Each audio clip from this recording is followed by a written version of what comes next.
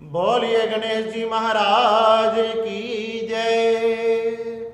ओम वक्रतुंड महाकाय सूर्यकोटि समप्रभा निर्विघ्नं कुरु मे देव सर्वकार्येषु सर्वदा। मैं विशाल शर्मा आपके सामने आज हम पोक मास में आने वाले गणेश चतुर्थी व्रत की कथा कहने जा रहे हैं। भगवान गणेश की पूजा करने से व्यक्ति के जीवन में मंगल ही मंगल होता है। भगवान गणेश उन्हें रिद्धि सिद्धि आदि प्रदान करते हैं। भगवान गणेश की कृपा से उनके जीवन में कभी भी कोई संकट नहीं आता, ना कोई विघ्न आता।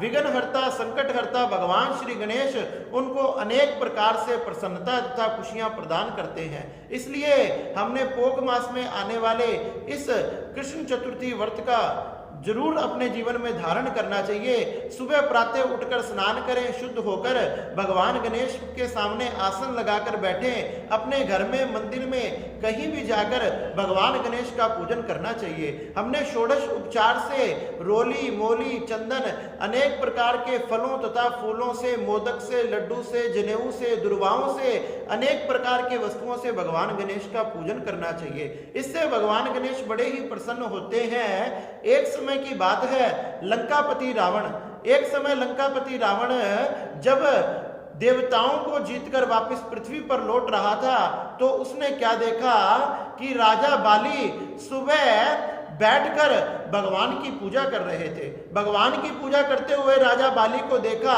तो पीछे से दौड़कर राजा बाली को पकड़ने लगा।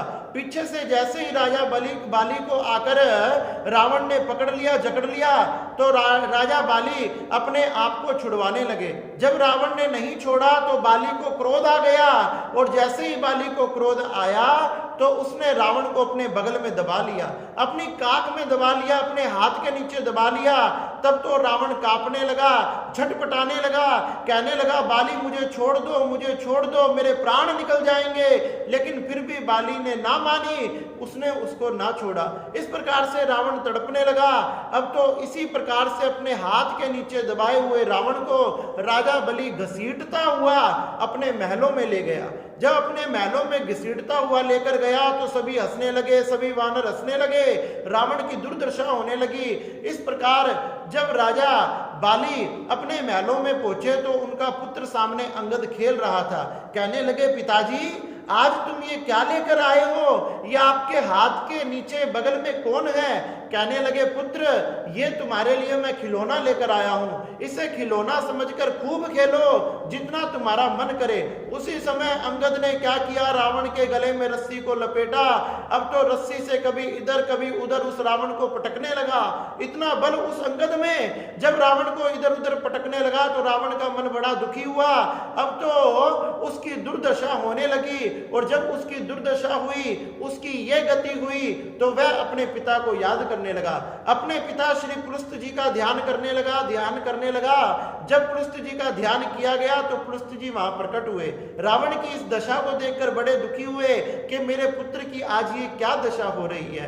लेकिन मन में विचार करने लगे, अरे इसने कर्म ही ऐसे किए हैं, बड़े से बड़े पाप किए हैं, ऐसा कोई पाप नहीं है जो इसने अपने जीवन में छोड़ा हो। समस्त पापों को किया, समस्त जीवों को दुखी किया और तो और देवताओं को भी दुखी किया, इसके साथ ऐसा ही होना चाहिए। लेकिन फिर भी रावण अपने आंखों से, अपने नेत्रों से आंसू बहाता हुआ अपने पिता के सामने रोने लगा, बिलखने लगा कि हे पिताजी मुझे कोई उपाय बताए, मैं इस कैद से छूट जाऊं, मैं यहां से निकल जाऊं, मुझ पर कृपा करें। तो भगवान श्री पुलस्त जी कहने लगे कि रावण एक बार इंद्र ने भगवान श्री गणेश का व्रत धारण किया था, क्योंकि इंद्र ने वृत्तासुर का वध किया था।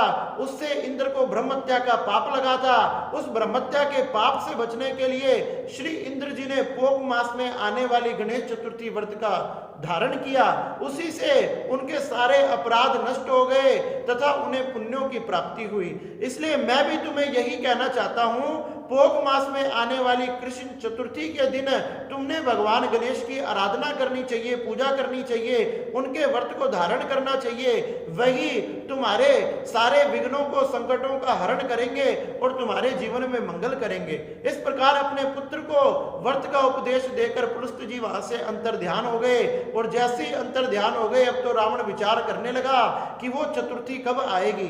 कुछ समय बाद ही पौष का वह मास आया और कृष्ण पक्ष में चतुर्थी के दिन भगवान गणेश की आराधना रावण करने लगा। प्रातःकाल स्नान कर कर वंदन कर कर भगवान का पूजन किया, भगवान के व्रत को धारण किया और भगवान के व्रत के धारण करने का प्रभाव क्या हुआ, भगवान गणेश इससे प्रसन्न हो गए। रात्रि को राजा बाली को उनके सपन में दर्शन देकर कहने लगे कि राजा बाली, रावण ने जो अपराध किया था उसकी समय सीमा पूरी हो चुकी है, उसकी अवधि पूरी हो चुकी है, अब आप उन्हें क्षमा करो, उन्हें क्षमा कर कर उन्हें मुक्त कर दो तथा उन्हें अपना मित्र बना लो। इस प्रकार से राजा बाली ने सपन में यह दृश्य देखा।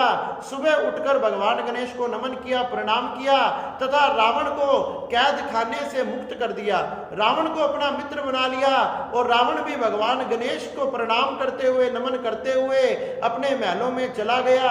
और इस प्रकार से भगवान गणेश की कृपा से, आशीर्वाद से रावण के जीवन में भी मंगल ही मंगल हो गया तथा वह भी कैद खाने से, संकट से मुक्त हो गया। इस प्रकार से जो व्यक्ति भगवान गणेश की आराधना करता है, चाहे उसने अपने जीवन में पुण्यों को किया है, चाहे पापों को किया है, चाहे वह धर्मी है, चाहे वह अधर्मी है, फिर भी भगवान गणेश उसकी रक्षा करते हैं और हर प्रकार से उसके जीवन में मंगल ही मंगल करते हैं। इसलिए हमने भगवान गणेश के व्रत को धारण करना चाहिए, भगवान गणेश की पूजा को करना चाहिए। इस प्रकार से भगवान गणेश का व्रत करें, उनका भजन करें, उनके मंत्रों का जाप करें और भगवान गणेश इससे प्रसन्न होकर आपकी सभी मनोकामनाएं पूरी करेंगे। इसलिए आप सब भी मिलकर बोलो, बोलिए गणेश भगवान की जय।